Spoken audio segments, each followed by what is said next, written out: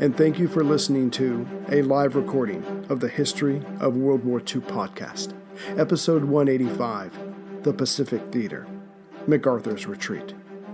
Back with us today are the authors Bob Drury and Tom Clavin, who, last time, covered the events of their latest book, Lucky 666, The Impossible Mission. Now, even though we are not quite yet to the Pacific Theater, I had the chance to have these two gentlemen come back, so wanted to talk to them about Douglas MacArthur and other events of the Pacific Theater. So if I may, Bob and Tom, again, thank you very much for being on the show. My pleasure. Our pleasure, Ray. And I'm excited to finally get to talk about the Pacific, even though I'm not quite done with the European theater. And I have a confession to make to you two gentlemen. My obsession with World War II started in the early 70s with the Hogan's Hero television series. Sergeant Schultz. There we go. So I see nothing. I used to go around saying that to my parents, wanted to brain me, but anyway. So that got me started, and the prison camp, the threat of being sent to the Eastern Front, Russia, the whole thing.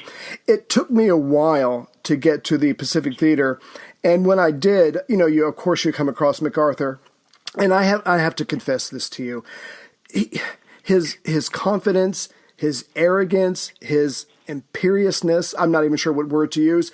All three will do. Okay.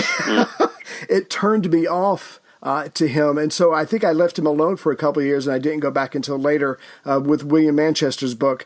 But just to start us off, because we're going to talk about MacArthur and the things that he went through, just give us an idea, just paint us a little picture of MacArthur, and what do we need to know about him going into this conversation? All right. Well, Tom, should I go first? Go right ahead.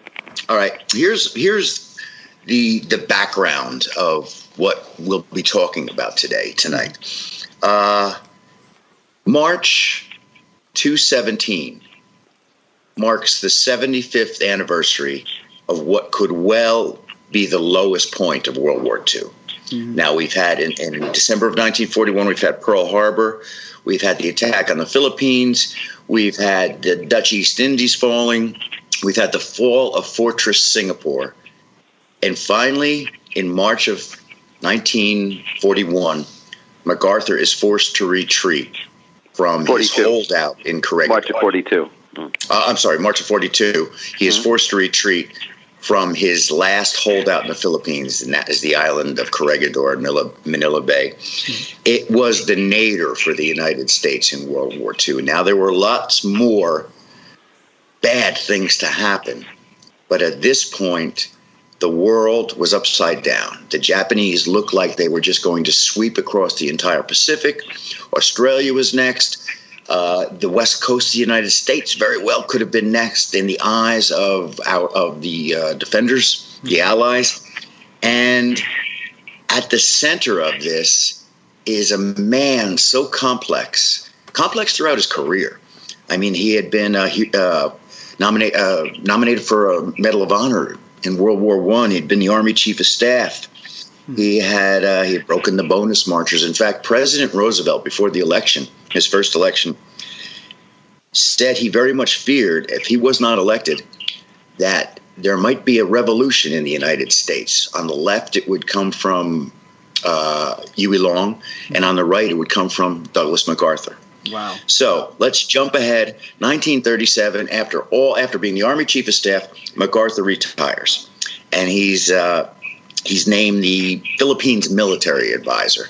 President Manuel Quezon brings him on because he had been stationed in the Philippines. He had put down a mutiny, which was called the Philippine Scouts Mutiny.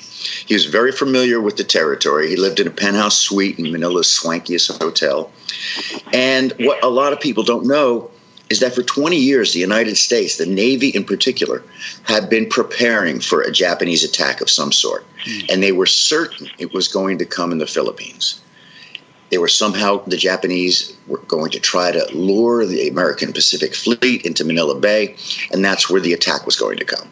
So instead, Admiral Yamamoto, the great tactician and strategist, he surprise attacks Pearl Harbor.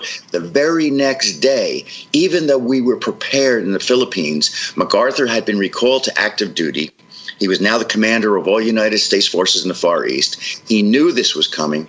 He still suffered a devastating defeat in the Philippines. It was such a blight on his record that he was seen as to be slinking out of the Philippines several months later when he finally left in March. So that's the background of what we're talking about here. Just the nadir of the United States running away from the Philippines. And, of course, the Bataan Death March that followed. And it looked like the world was turned topsy-turvy. Right.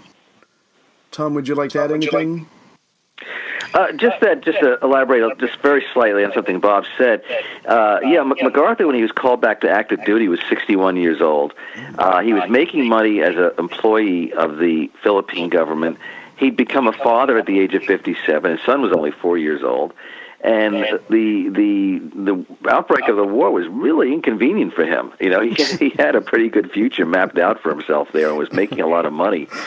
And then the Japanese didn't follow his script, and there had been a study done, you know, like Bob said, years and years earlier that looked at Philippines as an invasion site, and as the 20s turned into the 30s and got into the late 30s, and air power became more of a consideration. It became pretty clear that it would be impossible to defend the Philippines successfully against the Japanese invasion. So, in some ways, MacArthur was a victim of fate, in the sense that there probably wasn't anything he really could have done of a practical nature to have tossed the Japanese back into the sea. That being said, Ray, right, the United States did have its largest contingent of warplanes stationed in the Philippines for just such an occasion as a Japanese invasion. And on the first day, December 8th, 1941, half of our bombers were destroyed. 3/4 of our fighter planes were destroyed at Clark Airfield. It was MacArthur, of course, retreated to Corregidor, where he received the pejorative nickname Dugout Doug. Right. I think it was William Manchester's American Caesar reported that he was an imperious man, of the 142 communiques that he sent to Washington from Corregidor, 109 of them mentioned only one soldier, General Douglas MacArthur. But he was also such a relentless and good self-promoter, right, that he was awarded the Medal of Honor for his defense of the Philippines, which the men he left at the Philippines, who were subjected to first the Bataan Death March and then the Japanese prisoner of war camps, and we know how brutal they were, to them this was just the blackest joke that could be. Right. Let me follow a question.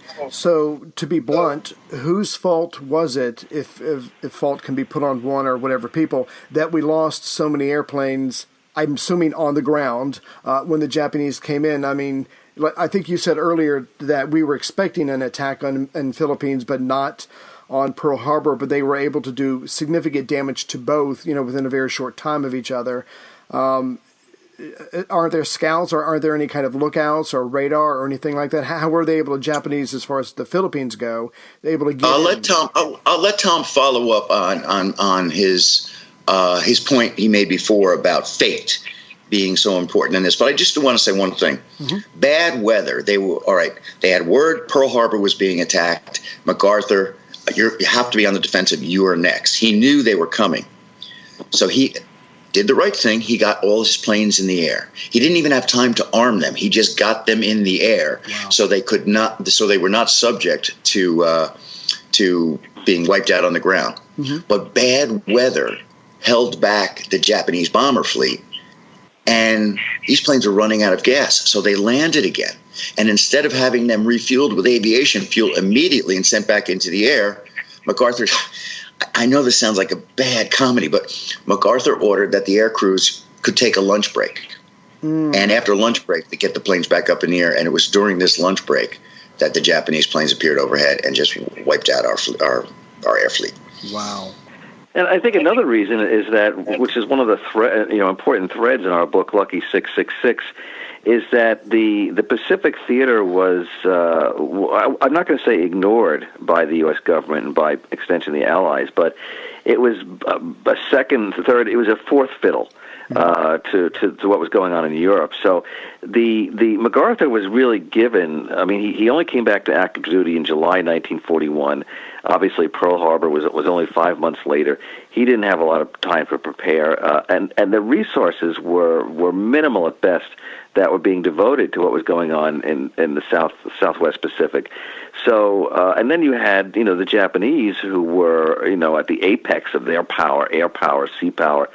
So, if you want to blame, I'm of the opinion that there was only so much. I mean, unless MacArthur performed miracles, there was really only so much he could do to stop the Japanese from what they considered their destiny, which was to take over the entire Pacific.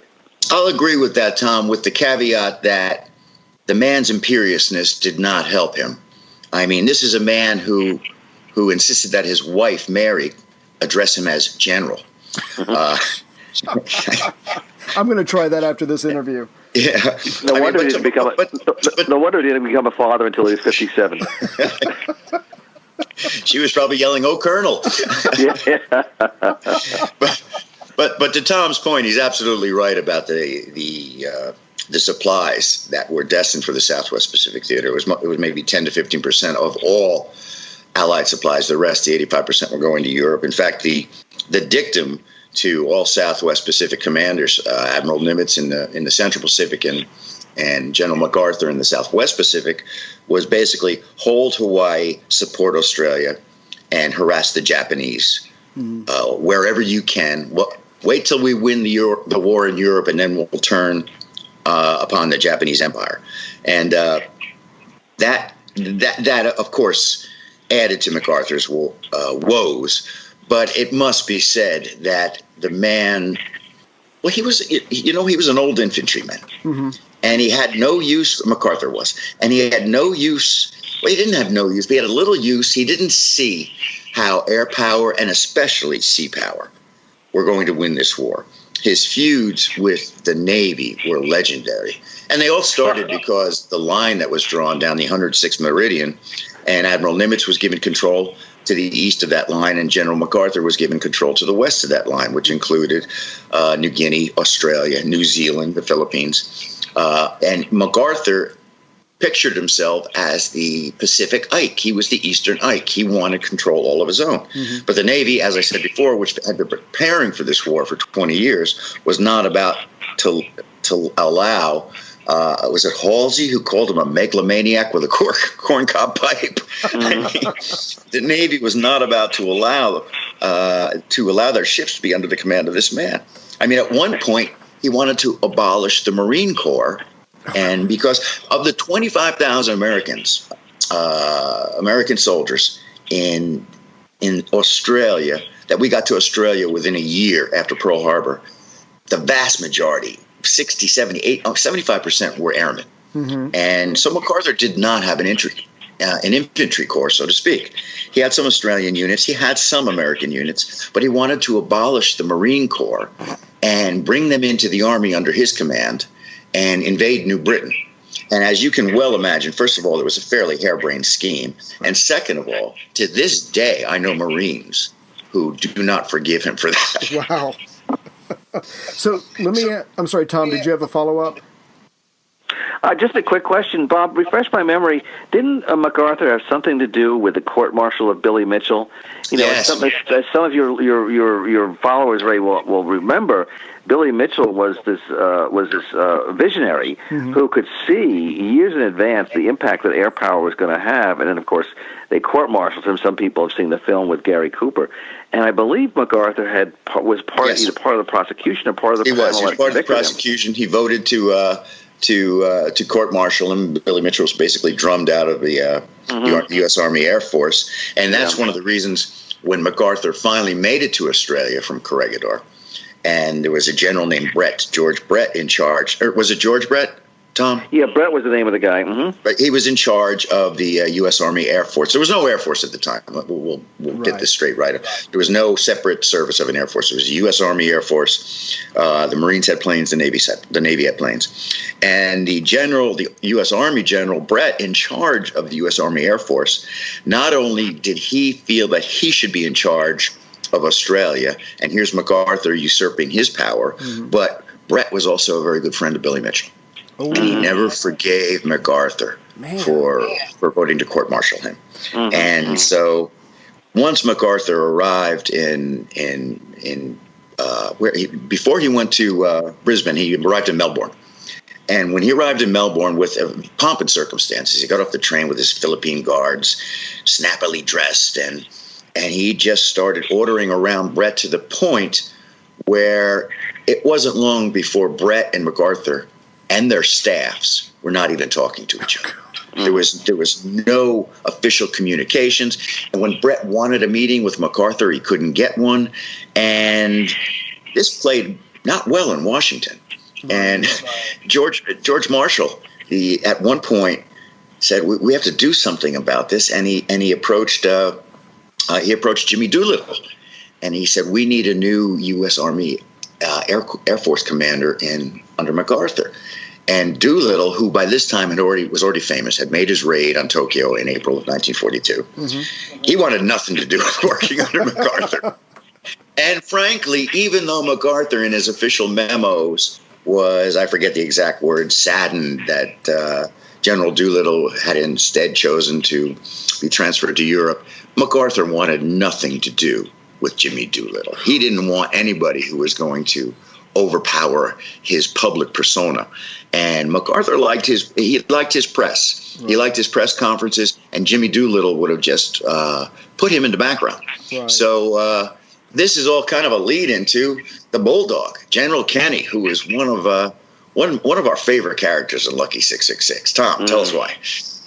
Well, General Kenny was Bulldog was a nickname of his. He was a somewhat short-statured, stocky, pugnacious kind of guy, very smart guy. I mean, he had been involved in a number of innovations involving air war before the war actually began. And when Doolittle turned the job down, the Kenny was the next man up, and he took the job to create what would become the 5th Air Force. And he was a smart guy. I mean, he when he met with MacArthur, he didn't try and lock horns with MacArthur so that they would fight each other or over who had the authority. Mm-hmm. He right away recognized and said to MacArthur, "You're the boss, but I have some ideas. I think you'll like them." But MacArthur basically said, "Why don't you go and do something and come back to me and with good results?" And that's what Kenny basically did. He started to do these innovations. He started to change things. There's a certain, he kept bumping up against, as we mentioned earlier, that there was a great lack of resources. Almost everything was going to the European theater. But Kenny was one of those guys also who the people under him liked him. He cared a lot about his men. He was not a guy. He was not a General Grant kind of guy from the Civil War. Just keep throwing him into the front, and we'll just outnumber the rebels, even if we have to get 20,000 casualties. Kenny knew his pilots, and they cared a lot about him, and he cared about them. And so, as he was going back to MacArthur, he was able, step by step, to say, "We're doing this, we've done this, we've done this." And MacArthur would basically say, "You guys just keep doing it. Keep doing what you're doing." So Brett is in Lucky 666 one of our favorite characters because Kenny, General Kenny. Kenny. Mm-hmm. Because we've written about World War II before, but I think it wasn't until this book that we really understood there was somebody named General Kenny, and most likely the guys who call themselves Ken's Men did that because they named themselves after Kenny. There was a great loyal following. And he's kind of like an unsung hero. He played a pivotal role in turning the war around in the Pacific, yet you don't, when you talk about the top generals in World War II, his name does not come right to your lips. Ray, I just opened up Lucky 666. I just wanted to find one thing, and I just found it. At their first meeting, General Kenny walked into MacArthur's office, and of course he knew the background with Brett. He knew the background with Doolittle. He knew the background with MacArthur. He knew what kind of general he was dealing with, what kind of commander he was dealing with. Right. And this is what he said to him, and I'm reading because I don't want to get the quote wrong. This is from Kenny's memoir.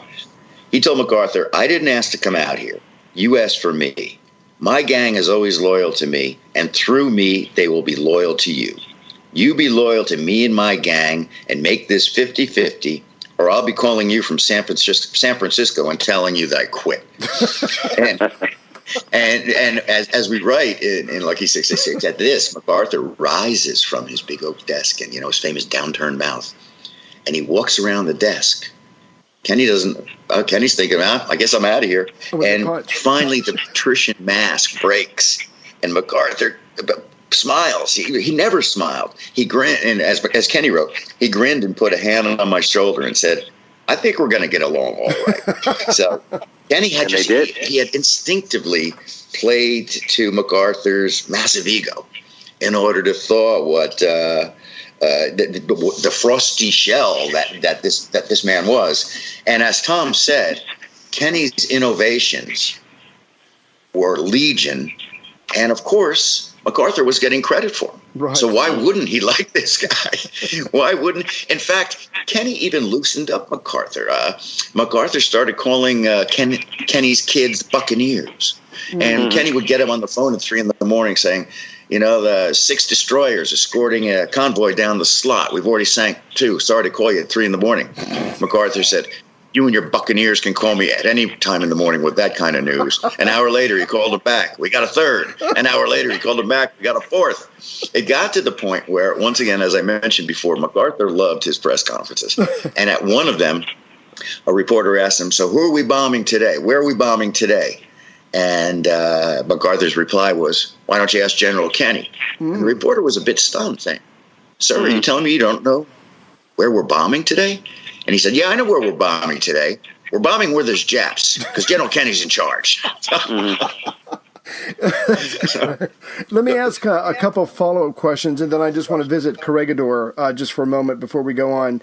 So I know this is later on in the war, but there's a mention in American Caesar where I think it's MacArthur, or I think it's MacArthur, who basically says, if you keep this up, not sending us enough supplies so I can fulfill my pledge to go back to the Philippines, maybe America should make the Pacific Theater primary and Europe secondary. I mean, that was probably never going to happen, but you truly do get a sense of how frustrated he and others in that field were with the limited supplies. I think in your book, Lucky 666, I think it was no more than 15% of war production. Mm-hmm. I mean, that's just incredible that they took on the Japanese with that. But just one question, if we could go back to Corregidor.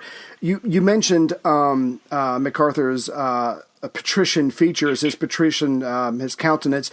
I'm assuming, and I apologize, I don't know this, did he come from money? Was there generations of money? What explained his patrician outlook? Well, for one thing, MacArthur came from military nobility. Mm-hmm. His father had won the Medal of Honor in the Civil War. Wow. And MacArthur himself had graduated class of 1903 in West Point.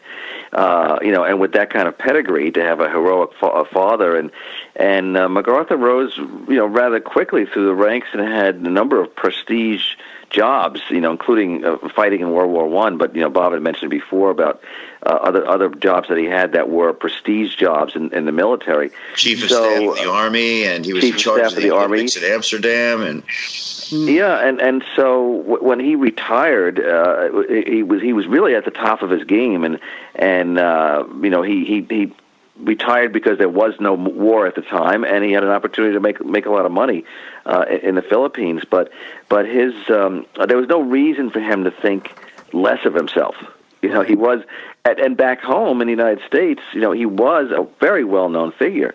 And when his safety was jeopardized, when there was a concern that he could actually be captured and put in a Japanese POW camp, there were these breathless headlines back in the States about would MacArthur get out. You go all the way back to General Chinese Gordon in Khartoum in the 1880s.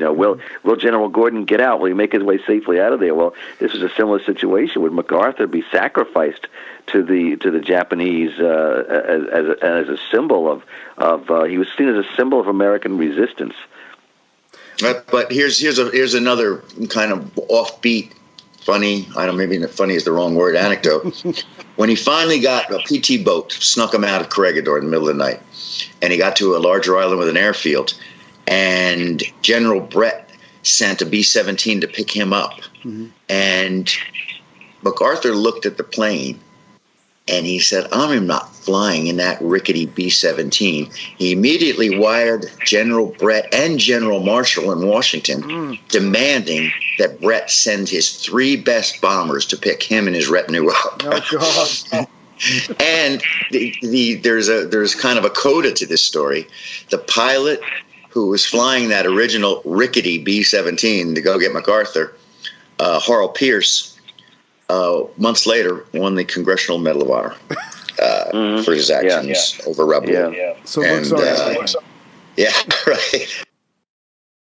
Let me ask about, and I don't know if we'll get to it tonight. We might have to bring you gentlemen back on. MacArthur later on is going to get an opportunity to prove that he is a very good, a brilliant tactician, a strategist, he'll, once he has the resources. But let's go back to Corregidor for a second. So I got the sense that he was very brave and willing to stay with his men, stay on Corregidor, even though that's like a little island just, south of Bataan. But I got the sense that, he pretty much had to be forced off the island. I mean, FDR doesn't want him to get captured because of the propaganda. Australia is saying, send us back our men from the Middle East, and you're not taking us seriously. And it's almost like FDR had to give them MacArthur to show how serious he was. But you really got the sense that he was like determined to stay there with his men and suffer the same fate. And that probably meant his wife and little boy as well.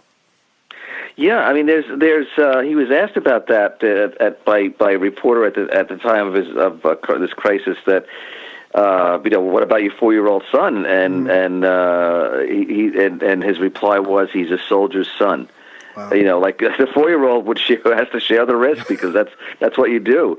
But yes, it literally happened. I mean, it was on February 23rd that MacArthur got this message that was from both the President Roosevelt and the Secretary of War, and from General Marshall, and saying to him, you do not have the option of saying, I'm going to stay behind and allow myself to become a prisoner of the Japanese. I mean, that would have been a disastrous PR move for that to happen.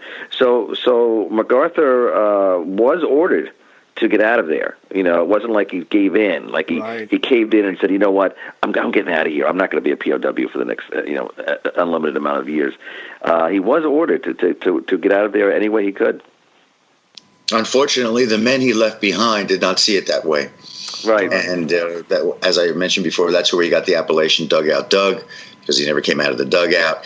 And then once he did reach Australia, and before the United States and Filipino armies surrendered, he issued several what can only be just, I guess if you were in the field in the Philippines, could only be described as arrogant commands. Like, one in particular that strikes me is, if you're running out of food, prepare to starve and attack the enemy. Wow. And so generals and officers he had left behind in the Philippines saw these kind of commands as, hey, this guy's eating flank steak in Australia, right, and he's telling us to prepare to starve and attack the enemy with bayonets. What kind of commander is this? So there was that dichotomy, as Tom says. The United States, for the greater good, they could not have this man captured. But the men he left behind held a bitterness towards him that most of them never let go of. Yeah. Sorry, Tom. Go ahead.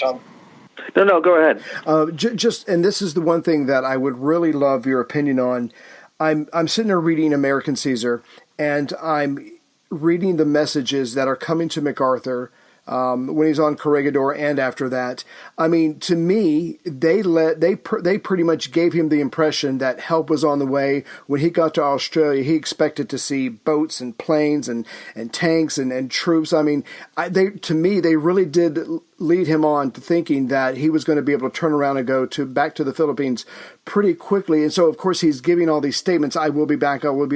But to his thinking and the impression he gave was it was going to be a lot sooner than what really happened. Did Washington lie to him? Was it a necessary lie, or was he just reading way too much into their signals, into their messages?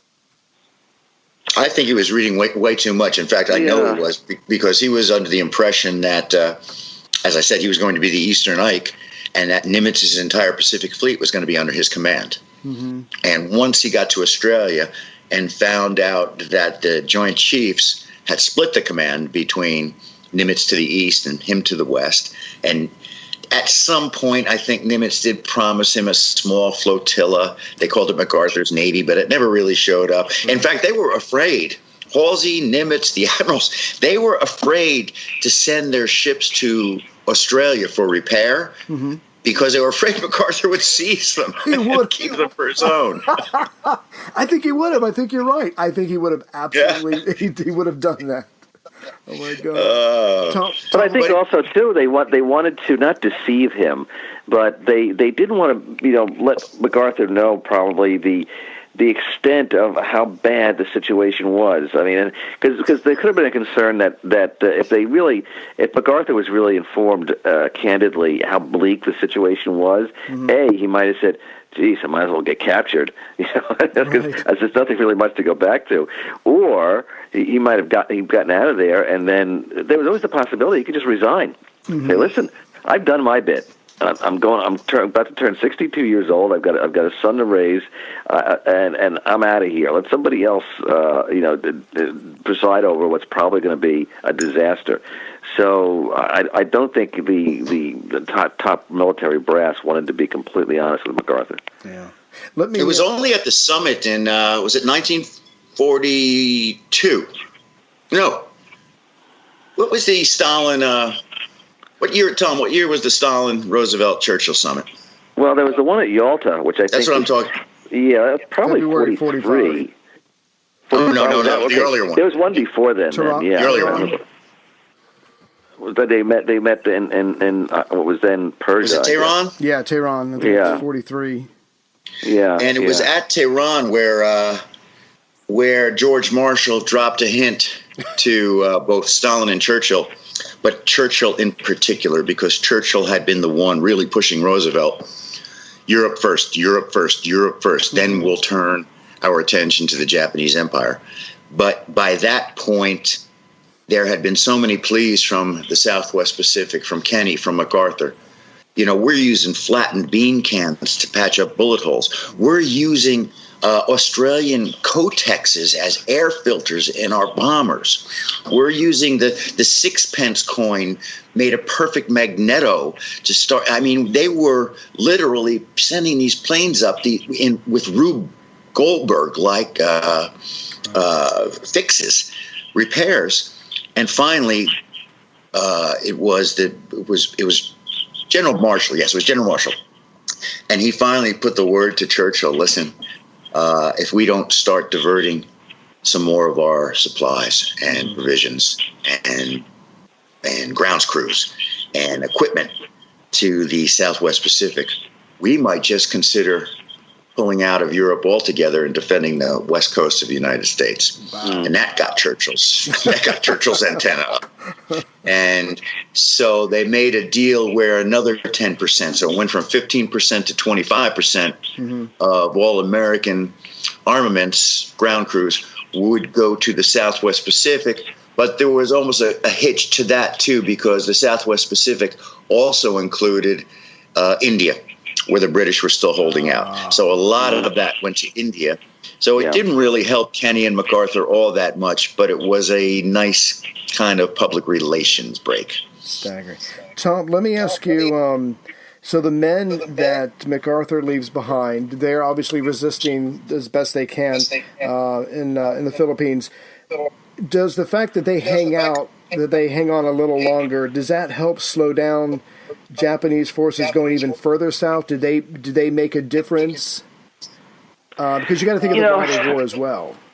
Yeah, I think certainly in their mind they thought they were, and it had to be perhaps the only thing that consoled themselves, because they were just in a very bleak situation. And did it slow down the Jap? It didn't prevent the inevitable. It didn't. The Japanese, yes, were probably slowed, but it didn't end up making a difference. The Japanese pretty much were able to take over almost everything they wanted to. I mean, ultimately what the Japanese wanted to do was either invade Australia or isolate Australia so much and cut it off from the United States and all supply lines that Australia would basically withdraw from the war and maybe make some kind of deal and say, listen, we're just going to shut ourselves down here and mind our own business, and Japanese, you can go ahead and do what you want. Right. Just leave us alone. What these men, it really was a great bravery and heroism, because they had to know that the absolute best they could hope for was to slow the Japanese down, and probably not by very much, and most likely not to make ultimately any difference in the Pacific War, or at least what the Japanese were able to gain. But you look at the moral victory, you look at their example, their bravery, and that kind of great courage was part of what, especially in the Pacific where resources were so few, but that great courage was really what helped eventually turn things around and beat what was a vastly superior foe. Mm-hmm. Ray, I know we're jumping around here, but Tom's mention of Australia and the very real fear the Australians had and the Allies had that the Japanese would invade soon. Right. There was a secret plan by the Australian Prime Minister, Curran, I believe his name was, that they were ready to cede the top third of the continent. Wow. They were ready to pull back to Melbourne and basically let the Japanese have the top third of Australia. That's how close things were run back then. And when the Southern Force, the Japanese Southern Force, captured Rabaul pretty much without a fight. Mm-hmm. And Rabaul became the new Gibraltar, became the new fortress of the Pacific. In fact, that's what they called it, Fortress Rabaul, right, on the island of New Britain. The Japanese just saw, okay, we can go south to Australia. We've already got the top half of New Guinea. New Zealand doesn't matter. We could go east to Pearl Harbor and from then jump to the west coast of the United States. And these were, we look back at it now, and as if, that could have never happened. But these were very real fears in Washington and in Melbourne and in every Pacific capital at the time. So, so we've got MacArthur. He's in Australia. He's waiting on supplies, and he's waiting and waiting and waiting. But then you've got his "I shall return" promise, speech, whatever. Could you tell us about that, please? He does it a couple of times. There's when he's arriving. He arrives in Australia, and I think Bob mentioned earlier about he's on this train ride, and he is the first time he said it. It's in this place called a small town in South Australia called Drury, and it was on March 20th. And he says, "I came through, and I shall return." And he repeats that a couple other times in the stops. I think he realized he had come up with a really good phrase. He was a savvy PR guy, and so and it became a rallying cry. And that kind of combination of hubris and defiance, translated well when this was being reported back in the United States. That MacArthur. I think one reason why MacArthur and Bull Halsey ended up getting along quite well is that they both were very. They realized that their kind of spunk, that their kind of aggressiveness, translated well to the people back home in the United States. That lifted their morale, and so that's so MacArthur. Just by being an administrator and eventually being able to put responsibilities in the hands of people like Kenny and others, and just by continuing to exist as a symbol of American resistance and defiance, that went a large way to winning the war in the Pacific.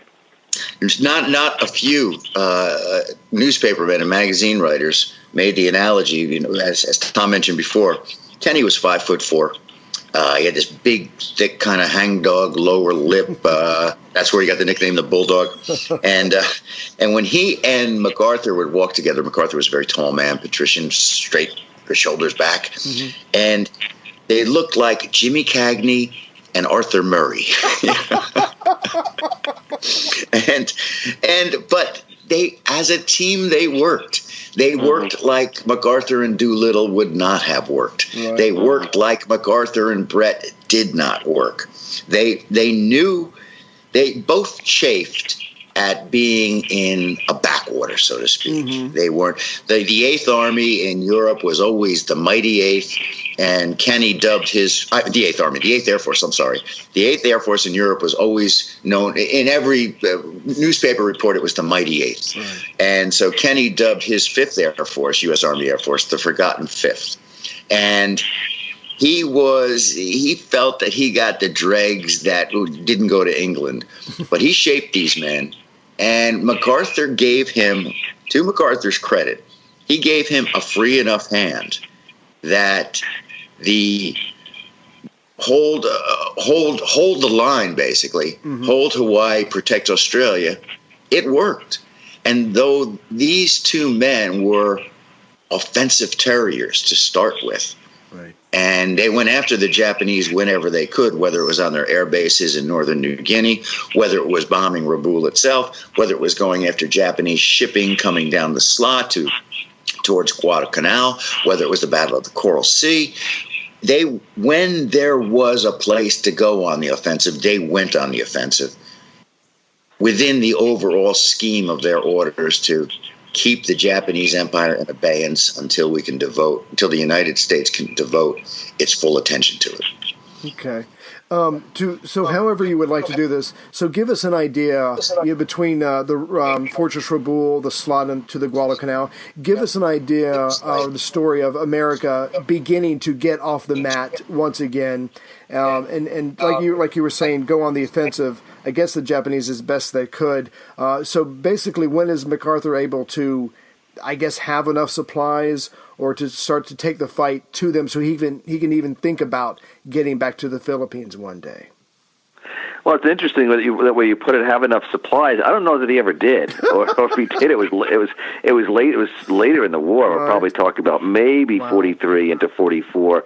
The Pacific always, until the surrender of the Germans in the spring of 45, the Pacific was always second fiddle. But what seemed to happen was that you had the ground crews that were, as Bob mentioned before, they were making do with next to nothing, and they became very good at making do with next to nothing. And the bomber crews were going out at mission after mission after mission. There was an innovation that Kenny and one of his officers, Major Ben, and others came up with called skip bombing, which was a way to literally like bounce bombs off the surface of almost off the surface of the water to hit targets from the air. And it was an interesting innovation that allowed for greater accuracy and really just more bang for their buck in these air raids on Japanese shipping. So it was that, and really, we our main characters in Lucky 666, Jay Zemer and Joe Sarnosky, were the kinds of men that they just kept going out on mission after mission, and the endurance of these people is remarkable because we don't necessarily belabor this point, but we point out that in Europe, if you were going on a bombing mission, you could go from England and fly a mission over to France, in a couple hours, and with fighter escort. With fighter escorts, because you didn't have to worry about long-range fuel capacity with these targets that were pretty accessible.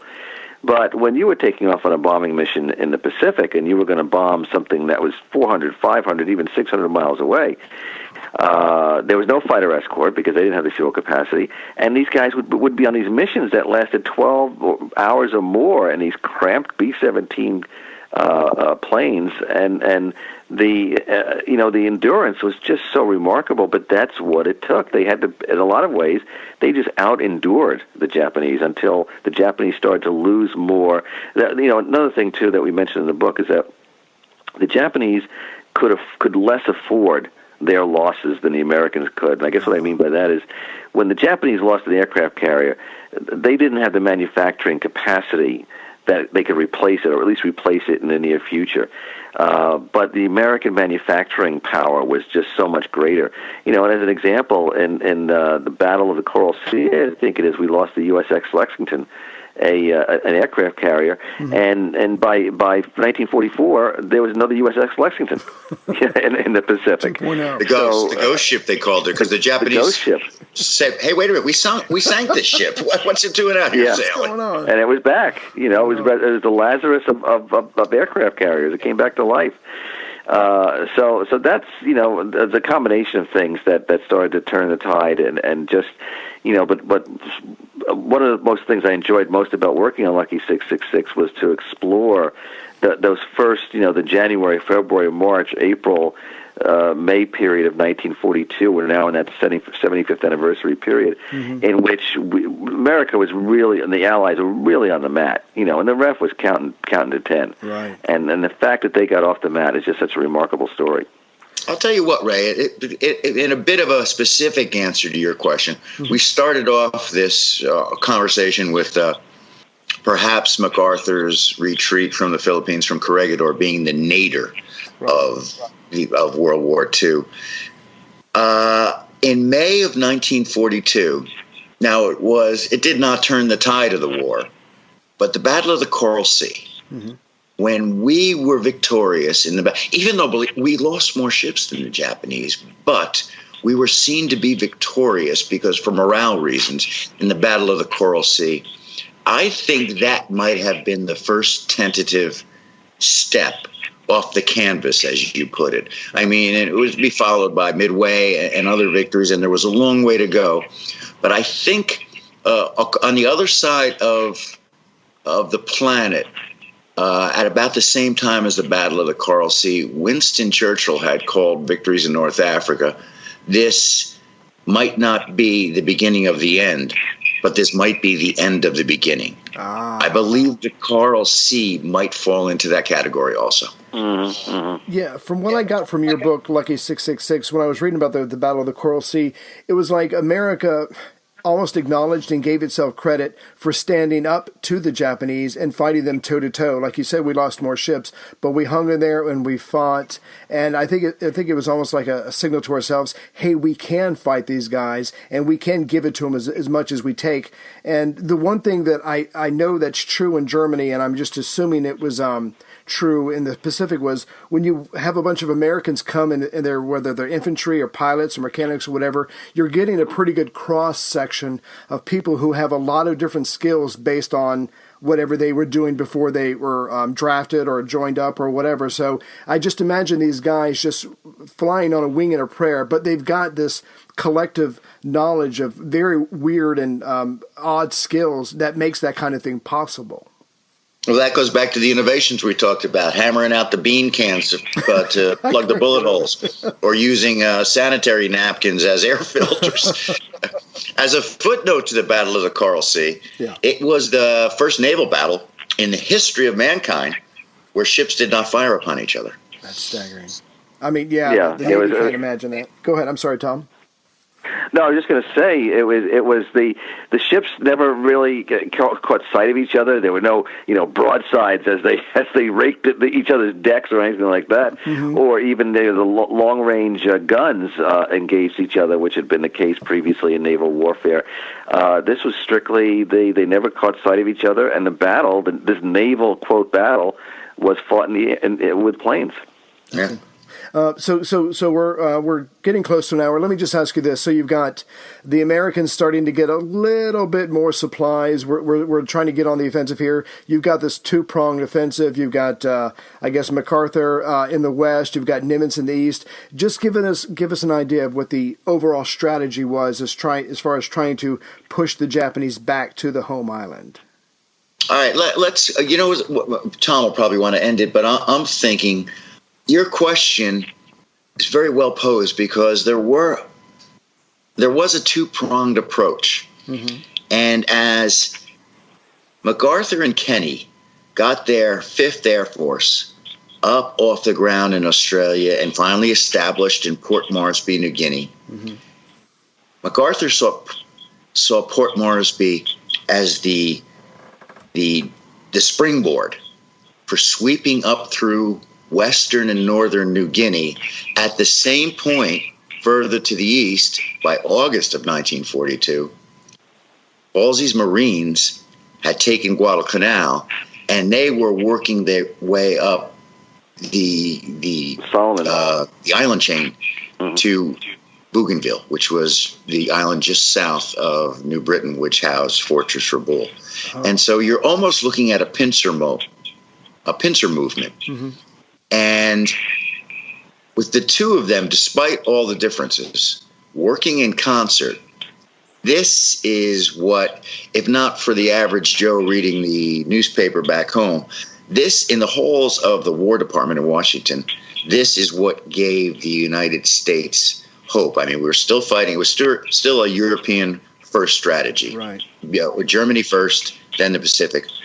But while we are still fighting Germany in 1943, they're beginning to see the outlines of how the vaunted Japanese Empire can be defeated. Mm-hmm. Yeah, and it allowed for the island hopping strategy that we had to take one thing back. Okay, we take back Guadalcanal, and we can take back this island and take this back, and you can sort of get this image in your mind of this bedraggled, wounded soldier dragging himself from one island to the next and gaining a little more strength and gaining more traction. And that was basically what the Allied war effort was, especially led by the Americans. And I believe it was Nimitz that and Ernest King, who was Nimitz's boss as naval operations, who came up with the idea of doing the island hopping strategy. Eventually, what they did, which I think most people would agree turned out to be a very smart move, is that they bypassed Rabaul. It was a fortress, as Bob mentioned before. It was Fortress Rabaul, and so it would have been a lot of expenditure of lives and treasure to have taken it. So they said, well, you know what? Why don't we just go around it? And that's basically what they did. They isolated it, and it was never really a factor for the rest of the war. They just went past it as they inexorably marched towards Tokyo. Since we're kind of celebrating the anniversary of not celebrating. I'm sorry, that's the wrong word.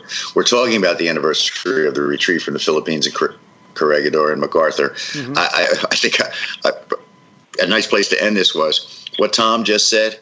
That was all Halsey's idea to island hop up the Solomon Islands chain. MacArthur hated it. He wanted to attack Rabaul. Yeah. He wanted Rabaul to fall. It was personal. But they finally convinced him, listen, once we take Bougainville, we'll have isolated Rabaul. Right. You take New Guinea, and there's your chance to return to the Philippines. Yes. And so they finally convinced him. Yeah.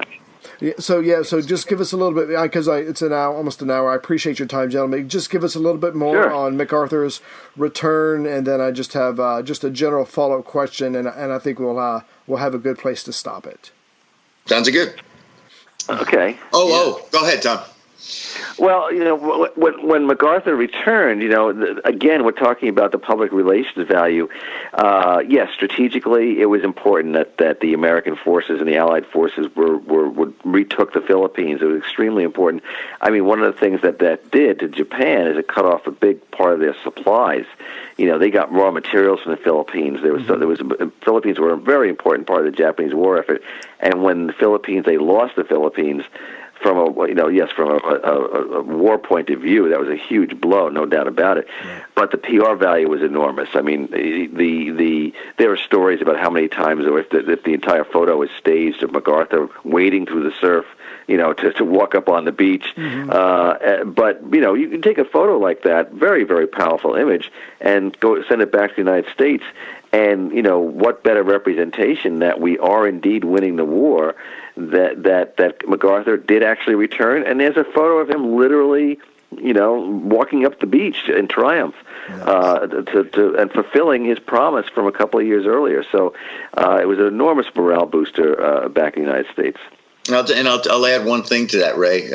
Tom seems to be the big picture guy tonight, and I'm the footnote guy. But the footnote to that is when MacArthur did return and invaded the Philippines, he was almost driven back because Halsey was tricked by the Japanese and he went off chasing a ghost fleet. Oh, my God. And Halsey was supposed to be guarding MacArthur's flank. Oh, my God.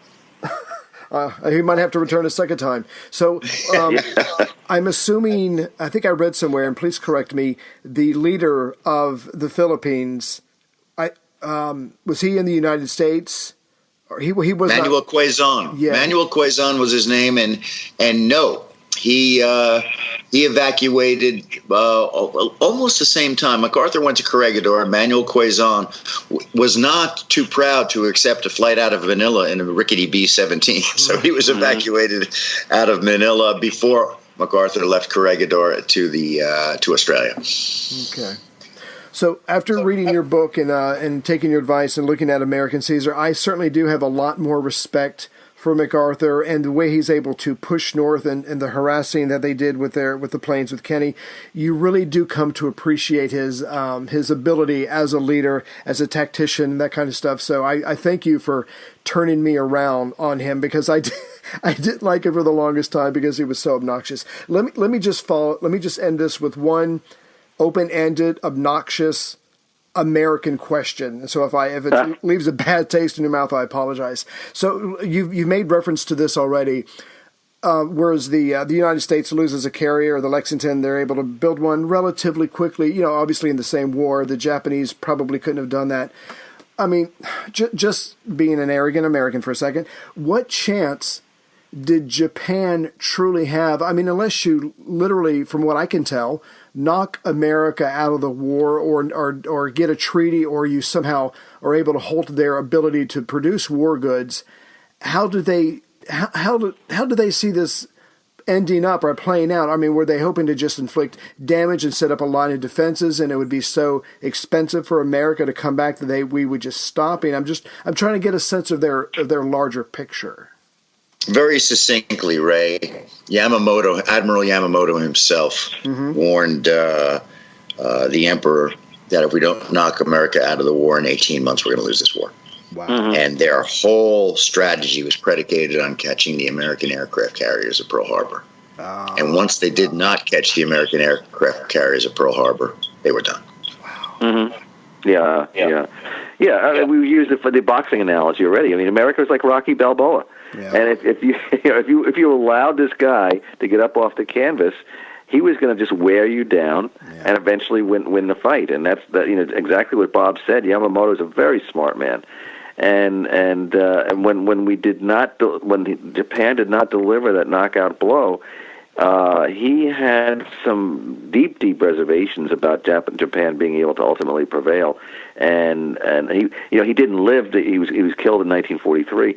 He didn't live to see the end of the war, but I don't think the outcome would have surprised him in the least. Right. So what's that famous saying? If you come after the king, you better not miss. So they went after the carriers, and they didn't get the carriers, and they paid the price. Wow. Right. Well, exactly. Gentlemen, Mr. Bob Drury, Tom Clavin, thank you very much for being on the show again. Thank you. I do appreciate it. You have opened me up to the Pacific Theater, and I'm really looking forward to getting there in the podcast very soon. Give our listeners a chance where they can find some of your material at.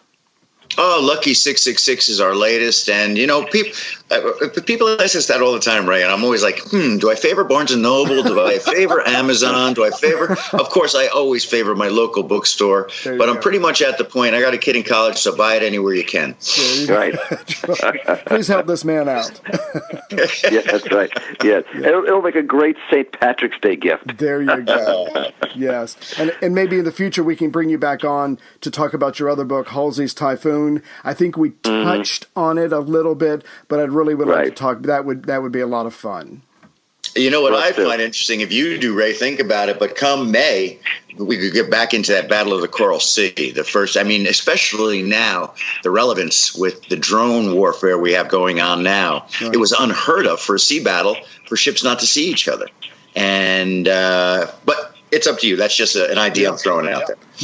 That's a brilliant idea. I'll pencil in May, and I might even learn how to work Skype by then. And we'll get all this As might we. So for everybody listening, this could have come out 10 minutes earlier if it wasn't for yours truly not knowing how to work Skype. But anyway, gentlemen, thank you very much for being on, and I would be more than happy to have you back in May. We'll set that up, okay? Ray, it's always fun and informative to talk to you. Thank you very much. All right, y'all take care and have a good evening.